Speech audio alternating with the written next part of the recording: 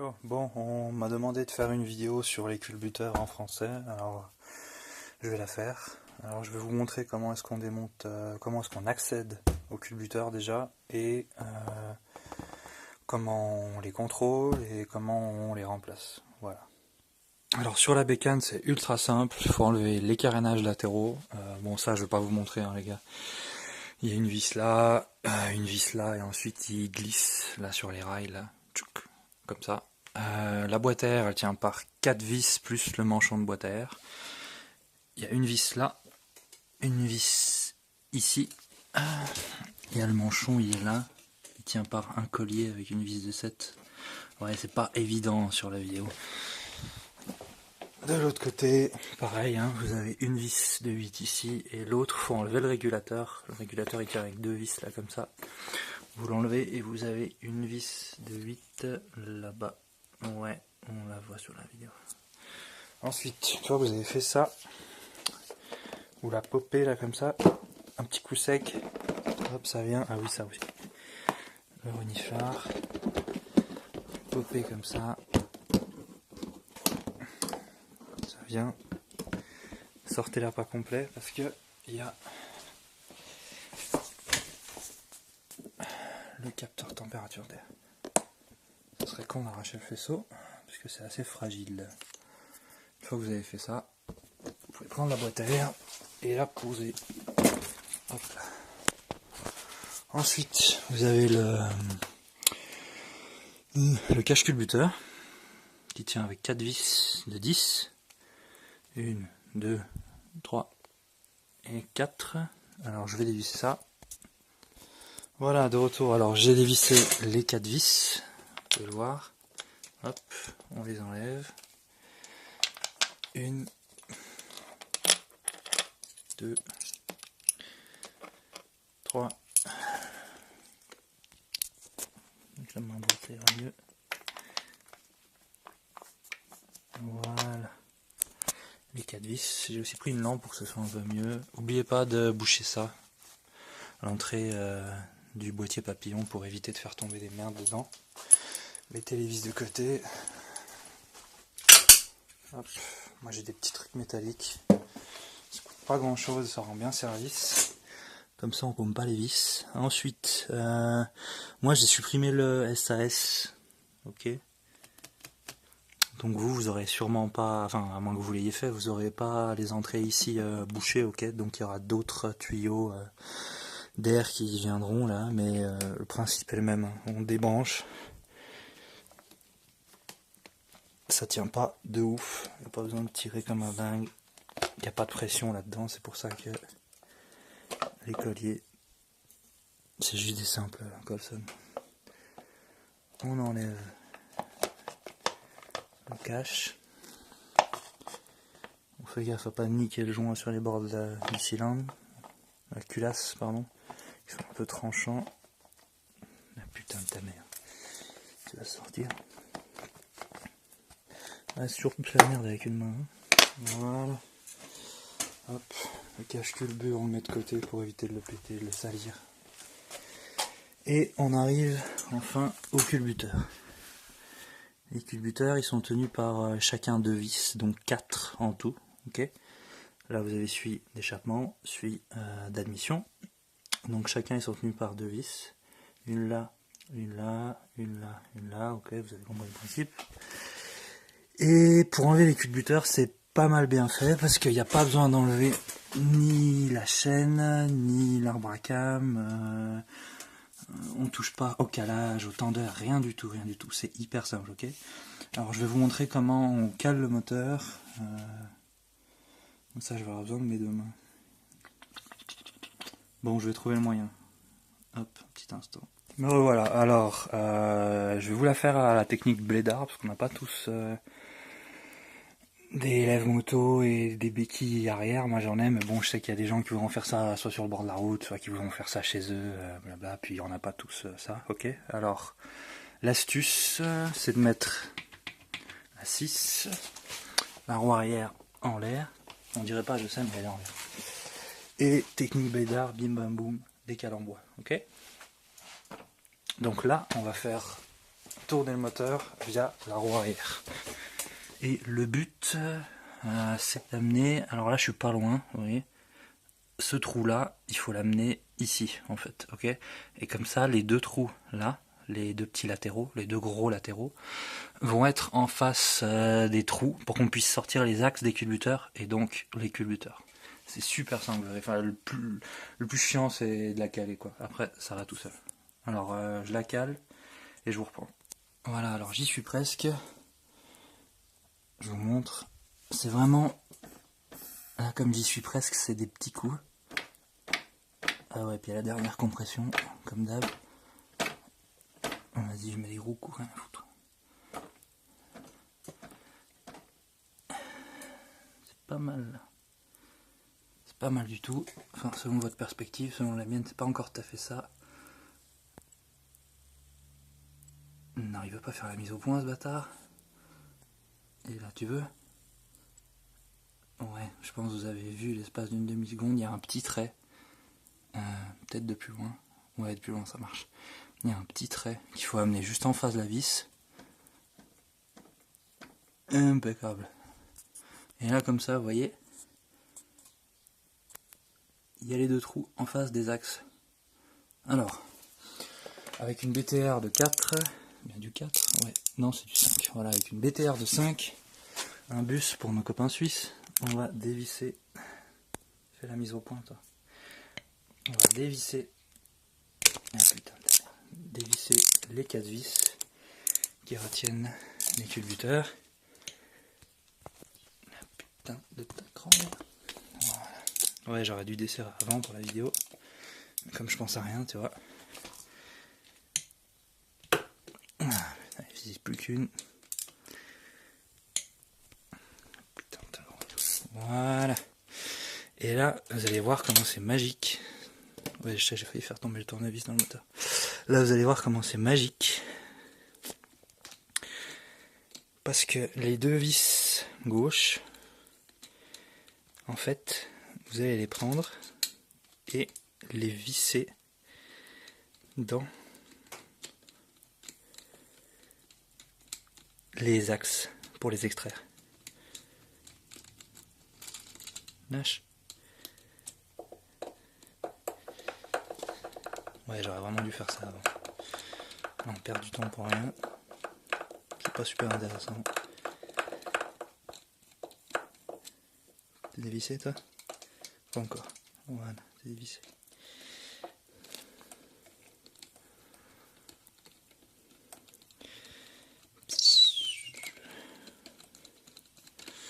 D'habitude, je fais même ça avec une petite visseuse électrique. Là.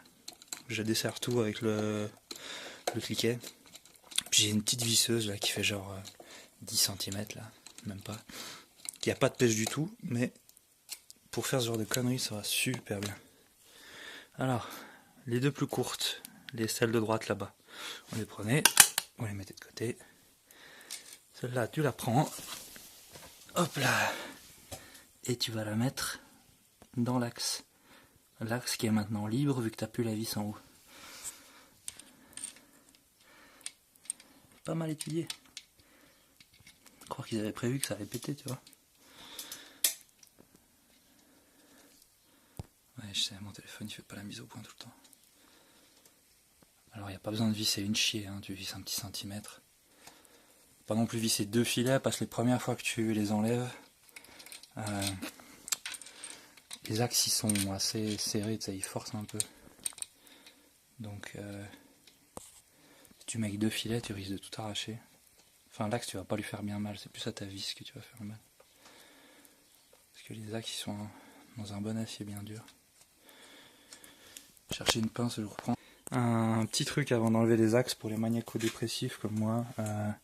Si vous êtes inquiet que quelqu'un fasse bouger le calage là, vous pouvez la remettre au point mort. Ça fait un souci de moins. Genre comme ça. Ouais, il faut un peu bouger d'avant en arrière. Ouais, ça va pas bouger. Hop. Ensuite, pour ceux qui sont encore un peu maniaco-dépressifs comme moi, Moi je mets un petit bout de chiffon sur la vis, comme ça je la nique pas. Hop là, l'axe il est sorti. Hop là, l'axe il est sorti. Alors voilà, moi comme je l'ai déjà fait plusieurs fois, les axes ils sortent super bien, mais je sais que la première fois ou la seconde fois ils sortent pas super bien. T'as pas fait la mise au point? Pourquoi ça brille? À cause de l'éclairage, je crois que ça brille comme ça. Ouais, c'est un peu mieux. Donc les axes, moi ce que je fais, c'est que je les laisse au bord là comme ça, vous voyez. Comme ça je me fais même pas chier à les enlever, à les nettoyer. Bon, c'est bien décontrôlé une fois de temps en temps, mais c'est pas des pièces à problème. Hein. Ok, et comme ça, magnifique. Vous avez les deux culbuteurs, vous voyez, ils sortent là comme ça. Ils sont différents, hein, vous pouvez pas vous tromper en les remettant, n'ayez pas peur. Je vais rallumer. Putain, mais ça brille. Ça, c'est les pastilles pour le réglage du jeu aux soupapes. Ok. Vous avez les 4 pastilles ici. Quand vous faites le jeu aux soupapes, c'est pour ça qu'il faut bien vérifier que vos culbuteurs soient en bon état, qu'ils n'aient pas de jeu. Parce que s'ils ont du jeu sur le rouleau, ça vous fausse aussi de l'autre côté. Ici, le jeu aux soupapes. Ok. C'est pour ça que pas mal de conseils KTM maintenant changent les culbuteurs d'office tous les 20 000 km. Bah, quand ils font le jeu aux soupapes, en fait. Voilà. On passe sur l'établi. Je vais vous montrer comment on les contrôle. Donc comment ça se contrôle ces culbuteurs? Alors, hop. Ça se contrôle, alors il y a les années notées ici, vous voyez. SF13, SF je sais pas à quoi ça correspond, ni J11, je sais pas, peut-être c'est le jour. Dans l'autre c'est C17, alors c'est pas le jour. En tout cas ça je sais que c'est l'année, le chiffre là. C'est l'année à chaque fois. Celui-là, c'est un stock que mon conseil KTM avait, mais je l'ai changé il y a genre moins d'un mois celui-là, mais je sais qu'il me restait celui-là à changer. Voilà, il a atteint 20 000 kills, alors je vais le changer par précaution, vous voyez, il commence déjà à se marquer. Il a commencé à changer de couleur un peu aussi, je pense pas que vous voyez ça sur la vidéo. Il commence à un peu changer de couleur aussi, puis le traitement il se barre à force ici. Et ça peut finir par niquer l'arbre à cam, donc voilà, il vaut mieux changer un culbuteur à 70 balles, plutôt qu'un arbre à cam qui doit coûter dans les 300 balles, sans compter la main d'œuvre et le temps perdu, c'est abominable. Donc voilà comment on les contrôle. On vérifie que le rouleau n'ait pas de point dur. Ok, bon bah celui-là il en a, c'est fait. Faut faire gaffe avec les points durs parce que quand il touche un bord, vous avez l'impression qu'il a un point dur alors que c'est juste qu'il touche un bord en fait. Ouais, je sais, c'est pas hyper précis comme truc. Alors on regarde s'il y a des points durs, je disais. On regarde qu'il n'a pas de jeu radial, ok, dans ce sens-là. Le jeu radial du rouleau. Et il faut qu'il ait du jeu axial. Attendez, je vais faire une petite mise au point. Putain, c'est magnifique. Il faut qu'il ait un peu de jeu axial, ok. Sinon, quand il chauffe, il se souderait. Ok. Donc ça, c'est normal, ok, ce jeu-là. Comme le jeu, quand ils sont sur les axes, ils bougent comme ça, ils font un peu tchic tchic tchic. Ça, c'est normal aussi. C'est un jeu de fonctionnement normal. Donc on vérifie qu'ils aient pas de jeu radio. Celui-là, il en a à peine. Mais comme je vous ai dit, il a atteint 20 000 kills, alors je le change. Ok, celui-là, je l'avais changé il n'y a pas longtemps.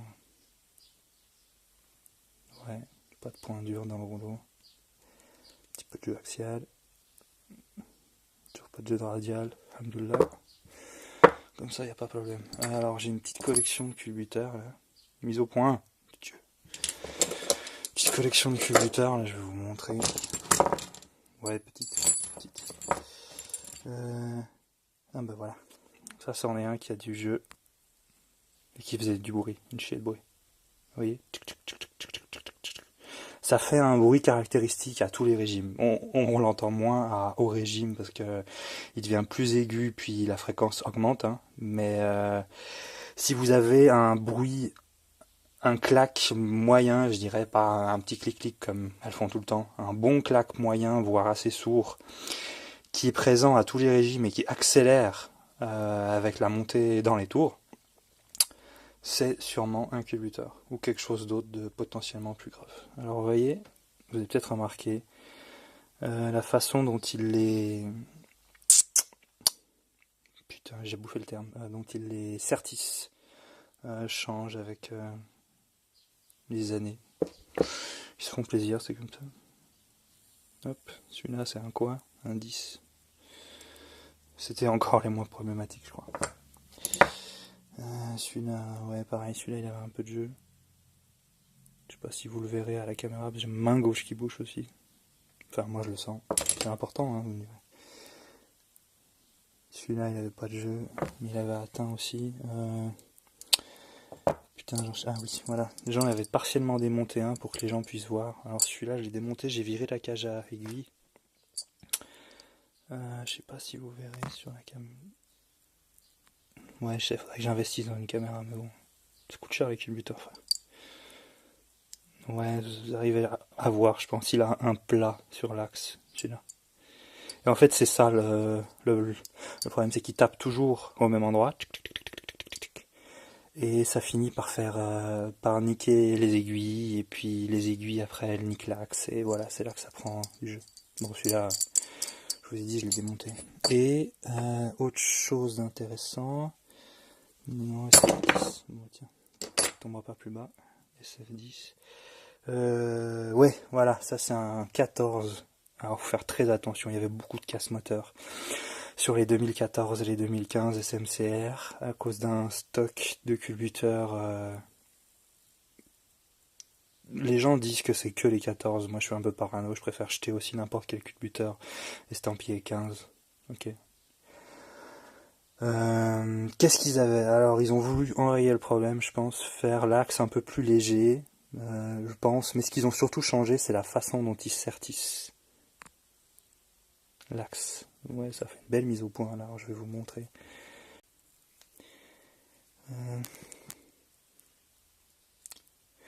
Foutez-vous de l'empreinte là, la forme de croix, la forme de rond. Occupez-vous juste du... Vous voyez le gap ici là, entre le corps du culbuteur puis l'axe. Ici il y a un gap monstrueux qui n'est pas présent ici. Donc voilà, je sais pas. Alors je sais pas si c'est le corps qui était différent ou si c'était l'axe qui était plus petit, mais en tout cas ça tenait pas super bien et ça finissait par se barrer. Donc voilà.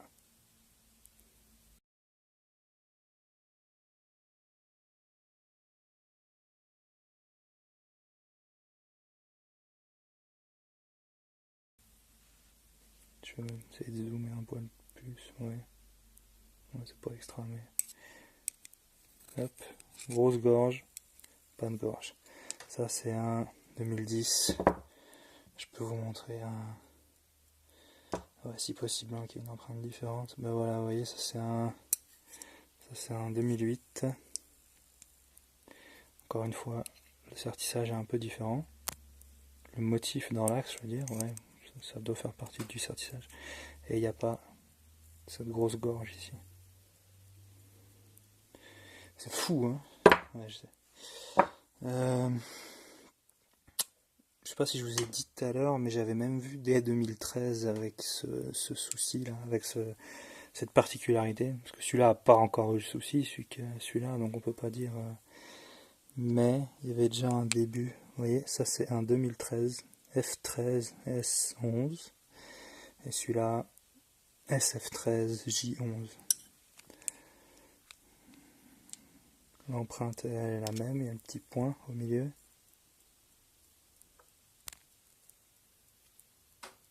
Et vous voyez, celui-là il a la grosse rainure. Alors que celui-là ne l'a pas. Celui-là il l'a. Celui-là il l'a pas. Alors qu'officiellement c'était en 2014 ce problème, mais 2015. Mais on ne sait pas si c'est les culbuteurs de 2015 qui étaient problématiques aussi, ou si c'était des stocks 2014, enfin bref. Et oui, puis là il y a aussi un 2013 avec un sertissage bizarre. Bref, c'est la merde, vous l'aurez compris. Et je voulais vous faire voir un truc, c'est le 2014, voilà. Alors ça c'est un 2014 que j'avais. que je voulais monter, mais que je me suis rendu compte que c'était en 2014, donc je l'ai pas monté. On rentre là-dedans. Hop. Alors, avant, ça venait dans des boîtes de culbuteurs. Vous voyez? Et vous voyez la ref entre le 2014 problématique et un 2017 problématique. La ref, c'est exactement la même. Alors que c'est deux pièces complètement différentes. Fiez-vous pas aux refs. Chez KTM, c'est n'importe quoi. Des fois, il y a des mêmes pièces sur un différent modèle qui vont avoir une ref différente. Et des fois, il y a des pièces différentes qui vont avoir une même ref chez KTM. Donc voilà, c'est un peu bizarre. En général, chez KTM, quand ils changent les refs, en général, la pièce, genre quand elle est arrivée, je pense, avant c'était 0044, et ils font un premier update, ils changent, ils mettent un 1, ensuite ils font un second update, ils mettent un 1, ou ils changent toute la ref, mais bref, les refs qui ont des 1, là, comme ça, là, dans les avant-derniers chiffres, c'est des refs qui ont déjà été changés. Donc voilà, vous savez tout. Et puis oui, maintenant ça vient dans un sac plastique de merde, comme ça. Comme ça, ils peuvent bien se cogner partout. C'est fantastique. Donc voilà, je suis allé acheter un culbuteur neuf. Donc celui-là, la RF17. Celui-là, c'est celui que j'avais, que j'ai monté il y a un mois, là. SF17. Il est vachement libre, ça m'inquiète presque. Mais bon, le sertissage a l'air de qualité. Mais le rouleau est vachement libre, c'est marrant. Ils ont peut-être changé une cage à aiguille, qui sait. Celui-là est beaucoup plus lourd. Enfin bref. Donc voilà, maintenant je vais vous montrer comment on monte ça, les coupes de serrage, blablabla, ce qu'il faut huiler, etc., etc. Bon, alors on se retrouve pour mettre les culbuteurs en place, pour remettre les culbuteurs dans le moteur. Alors, ce qu'il faut faire, c'est... Alors vérifie que l'arbre à cam, il n'est pas de marque. Bon, celui-là, il en a quelques-unes, mais ça, c'est minime. Et toutes les 90, elles en ont des 10 ou 20 000 kills, elles ont ces marques-là, blanches. Je sais pas si vous arrivez bien à voir, je vais essayer de zoomer, mais comme il n'est pas centré... Ouais, non, puis même le zoom, ça marche pas très bien. Bref, il y a des petites marques, mais ce qu'il faut pas, c'est que ça ait l'air poreux, c'est que ça fasse des fissures aussi dans ce sens-là. Faut pas que ça fasse de fissures. Et s'il y a juste les petits blanchiments dans ce sens-là, c'est pas un problème, pas un problème. Ok. Alors, les culbuteurs, moi j'aime bien, c'est huiler le rouleau.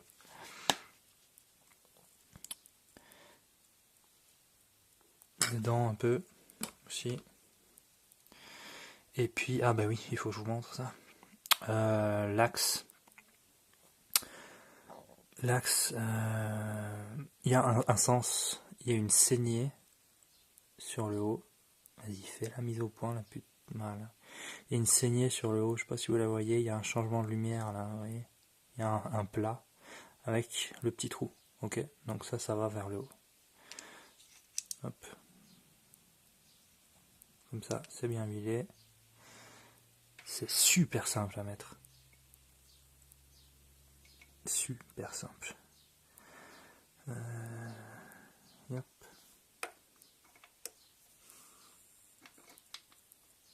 Hop. Et pour passer l'axe, il faut soulever un tout petit peu. Voilà, super simple. Et quand on arrive au fond, il y a un petit tac. Écoutez, je sais pas si on entend. Et oui, on l'entend, c'est magnifique. Alors, les vis, comme je vous avais montré tout à l'heure, il y a une longue et une courte. La longue, vous l'aviez mise dedans pour...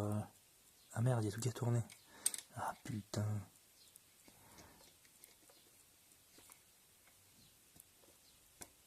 Voilà. La longue, vous l'aviez mise tout à l'heure pour extraire le culbut. Voilà. Super simple. Je visserai tout à l'heure, ça sert à rien de visser ça. Face caméra. Ensuite, l'arbre à cam d'échappement, celui que je change. Pareil, on va huiler. Alors moi, j'avais même fait tremper le rouleau hein, pour les paranos comme moi. Moi, je fais tremper le rouleau dans l'huile, comme ça, dans un petit bocal, genre. Pour les paranos, s'ils veulent faire ça comme moi, vous pouvez. Hop. J'avais plus beaucoup de 300V, alors Il est trempé dans un fond de 300V.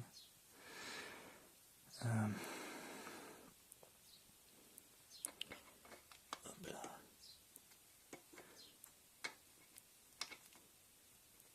Toujours la saignée vers le haut, vous vous rappelez. Hop. On enlève la vis.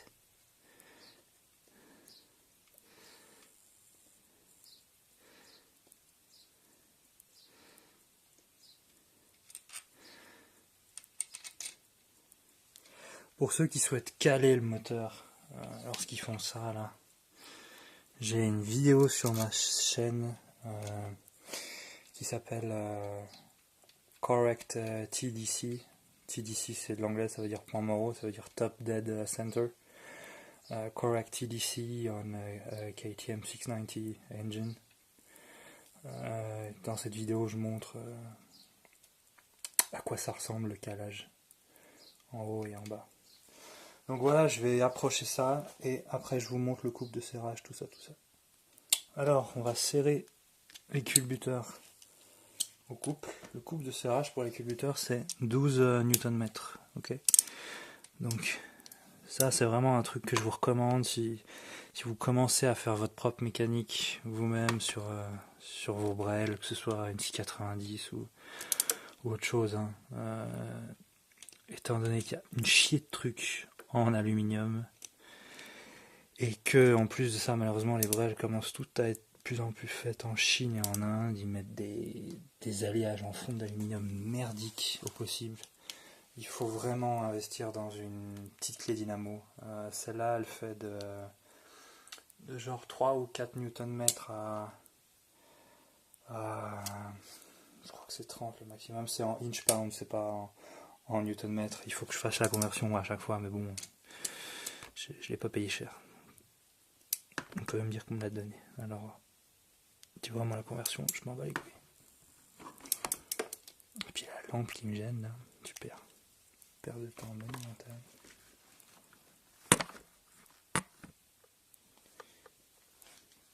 Impeccable. Donc ouais, on sert ça au couple, au moins on est sûr.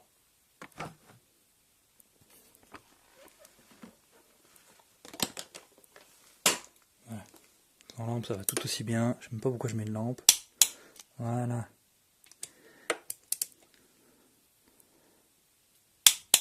Hop. Ouais, je suis désolé, le téléphone il bouge, c'est nimp. Hop là. Je refais juste une dernière passe. Ouais. C'est magnifique.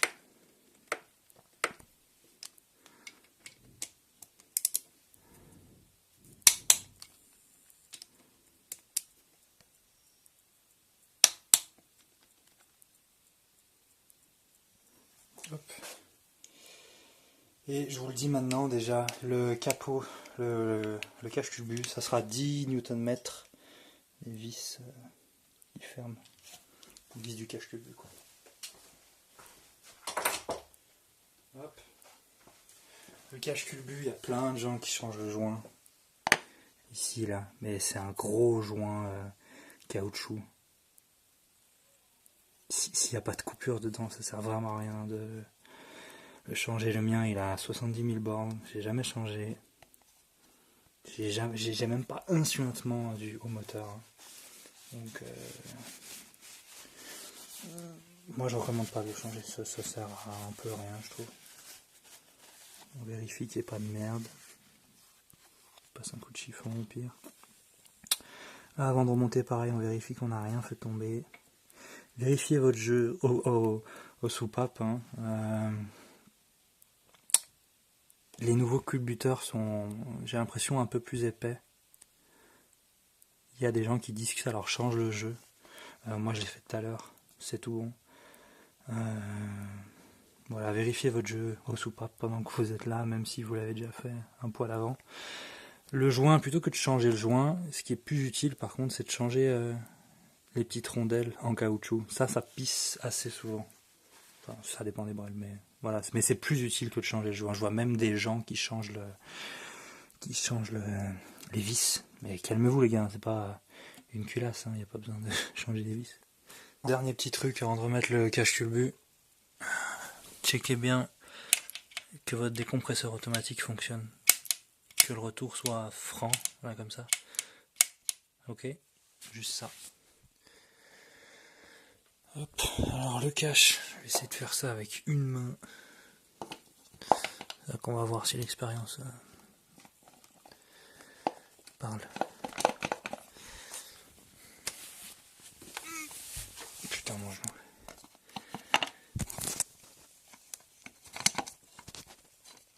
Ah oui, forcément, si tu coinces la durite d'embrayage, ça va pas te faire.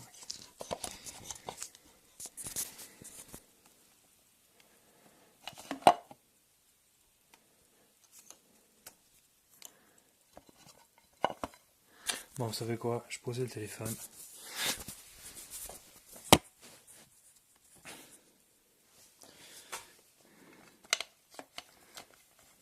Voilà, il y a le joint qui s'est défait en plus.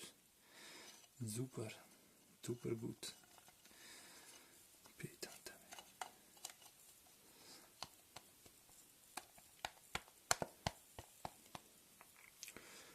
On y retourne.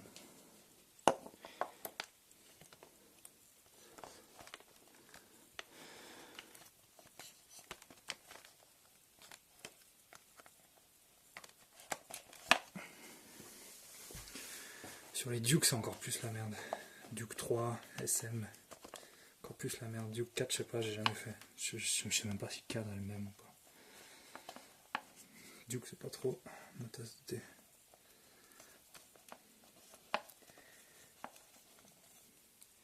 Mais je sais pas ce que j'ai aujourd'hui, là j'ai la polio. Ou...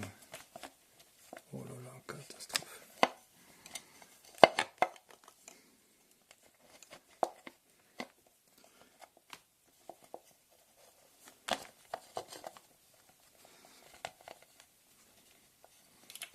Bon alors le cache est en passe de passer. Putain mais c'est la première fois que je galère autant. C'est le mec qui fait des tutos et il sait même pas remettre le cache quoi. Voilà. Putain de ta mère. Pour qui? Voilà, le joint est bien là. Je vais vous montrer, ne vous inquiétez pas.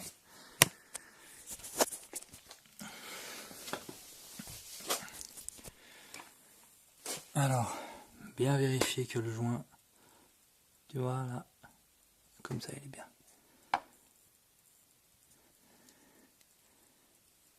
Bien vérifier que ça soit comme ça partout.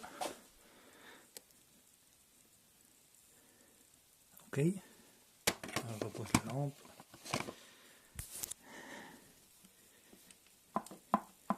Tu vois, s'il bouge comme ça, là, c'est pas mal. Ça veut dire que tu y es. Je mets les vis. Alors voilà, j'ai approché et serré les vis à 10 Nm, comme je vous avais dit tout à l'heure. La durite. Voilà. Et les câbles, moi, les câbles de gaz, je les passe au-dessus, parce qu'une fois que tu mets la boîte à air, tu vois, ça appuie un peu comme ça. Donc une fois que tu as la boîte à air qui appuie un peu sur la durite, bah tes câbles, tu vois, ils sont presque droits. Ils ont presque plus aucune contrainte là, dans ce sens.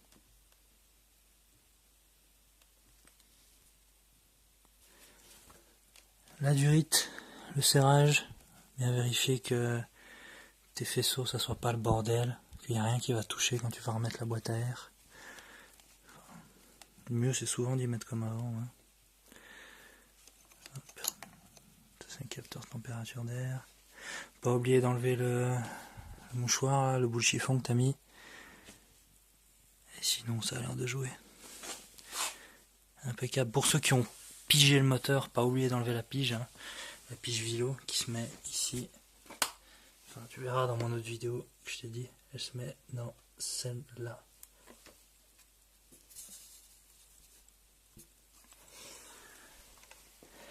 Et puis voilà. Je ne vais pas vous montrer comment on remet la boîte à air et les carénages. Quoique si la boîte à air c'est peut-être une bonne idée.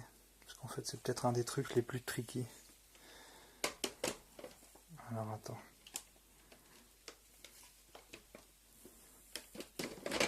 Je calme ma lampe de 20 kg là.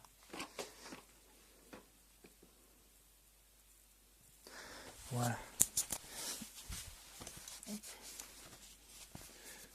Et les taches d'huile, ça me dérange, tu vois. Je suis un peu maniaco-dépressif. Alors ouais, la boîte à air, je vais te montrer, ouais, en fait, t'as raison. Hop, donc t'arrives bien, les chiffons, tu vérifies que ton papillon soit à peu près propre. Hop, tu vérifies que ça passe là, ça soit bien comme il faut, mis comme ça. La boîte à air. Alors la boîte à air, je disais, il y a une règle assez simple, c'est que si ça force, si tu galères, c'est que c'est pas comme ça que ça devrait aller. C'est comme ça avec plein de choses en mécanique, hein, souvent, mais c'est encore plus frais avec ta boîte à air. Moi je mets un peu de D40 là, comme ça te simplifie la vie. Le collier tu le mets pas serré, mais juste qu'il puisse pas se barrer, tu sais. Comme ça te facilite aussi la vie. Et voilà, alors là tu vois le petit taquet à droite, le petit taquet à gauche, tu les passes là comme ça. L'endroit le plus large du cadre c'est ici, hein. Tu le passes là comme ça.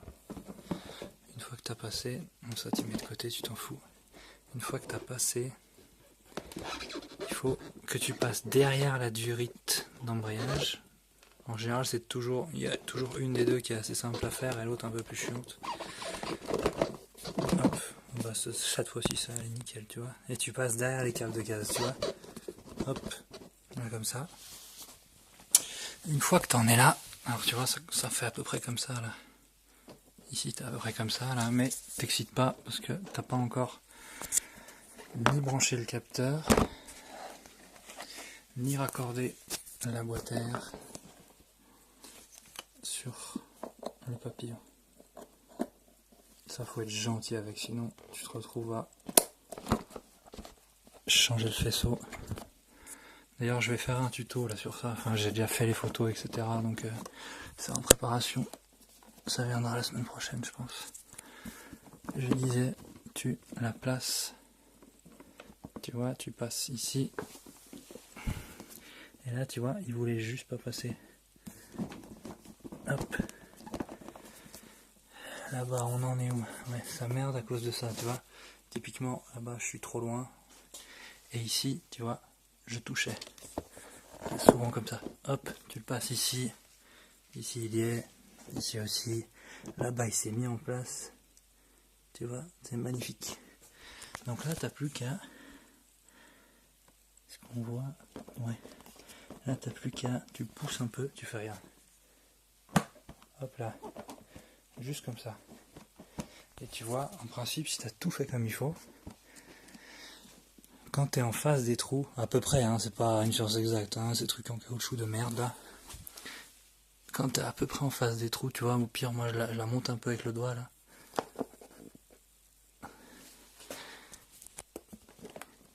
C'est que tu es mis en bas, tu vois, elle ne bouge plus trop, elle fait juste tchac tchac tchac tchac, sans vraiment se barrer.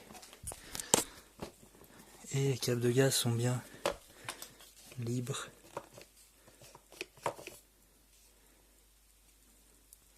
Sont bien passés au-dessus. Voilà, maintenant t'as plus qu'à rebrancher ça.